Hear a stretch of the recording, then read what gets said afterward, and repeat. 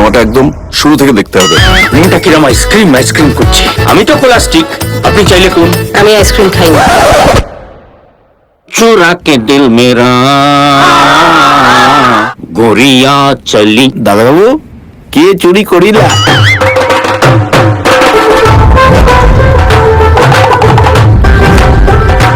She loves me. She loves me not. क्या बोल रही है तू? अरे है रे बाबा, age is just a number. बहादुरे दिल में अब स्वीट 16।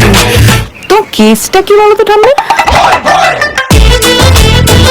চুপ বাবা, আমি খারাপ কি বললাম? মিসেস সেন, বাবা মাকে বলে দিয়েছি 15 লাখ। করেছি, অনেক ঝড়ঝাপটা সই করেছি, পুরো টিম আমার পাশে ছিল বলে ছবিটা শেষ করতে পেরেছি। সুভাষ দা, মিস্টার কর এবং আমার শুভঙ্কর মিত্র, এরা যদি এগিয়ে না আসতো এই ছবি শেষ হতো না, আজকে আপনাদের সামনে ভাবে আসতে পারতাম না। তো all credit goes to my team. যদি 100 ভাগ কারোর ভালো লাগে তার জন্য 10% আমার, বাকি 90% আমার এই পুরো টিম। ছবিটা অনেক যুদ্ধ করে কমপ্লিট করা হয়েছে, এই ছবিটা রিলিজ হচ্ছে এবং ছবিটা হলে গিয়ে দেখবেন। এটা আমাদের গল্প, এটা আমাদের সবার গল্প এবং আমরা এই ছবি নিয়ে আশাবাদী। বাকি কথা আপনারাই হ্যাঁ, অনেক যুদ্ধ করে ছবিটা যেমন কমপ্লিট করতে হয়েছে, তেমনি মিস্টার শর্মাকে অনেক যুদ্ধ করে একে রাজি করাতে হয়েছে এই ছবিতে, সেটাই দেখবেন।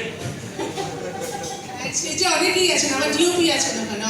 আমি একটা জিনিস সর্বপ্রথম রিয়েলাইজ করলাম, আর্টিস্টের ডিরেক্টরদের কি চাকরি রেখেছি এতদিন, কত টেনশন শো করেছি সেটা ভীষণভাবে রিয়েলাইজ করলাম।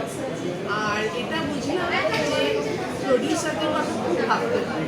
অনেকেই আছেন ভাবেন যে একজন ছবি প্রডিউস করছে মানে তার অনেক টাকা, সেটা যে নয়। প্রডিউসাররা কোনো প্রডিউসাররা কত কষ্ট করে স্ট্রাগল করে ছবি বানান, সব আর্টিস্টদের টেকনিশিয়ানদের ফার্স্টের জন্য কিছু চার্জ রাখতে দাও।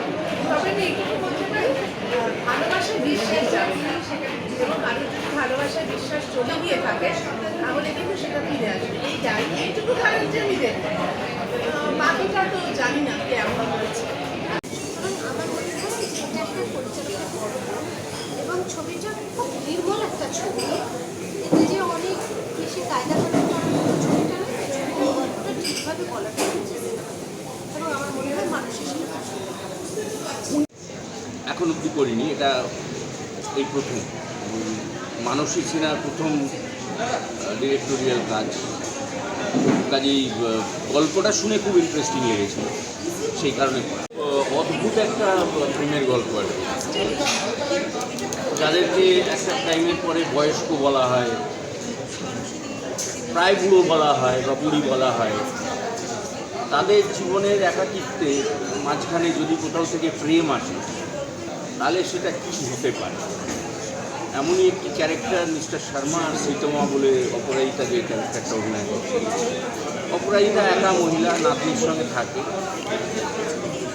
এই লাফিং ক্লাবে যান মিস্টার শর্মা, সেখানে মহিলাকে দেখে তার ভালো লেগে যায়, নাছোড়বান্ধা পেছনেই পড়ে যান এবং কীভাবে তাকে পটায়। এটা অদ্ভুত আনইউজুয়াল প্রেমের গল্প, যেটা মানুষ এক্সপেক্ট করেন না।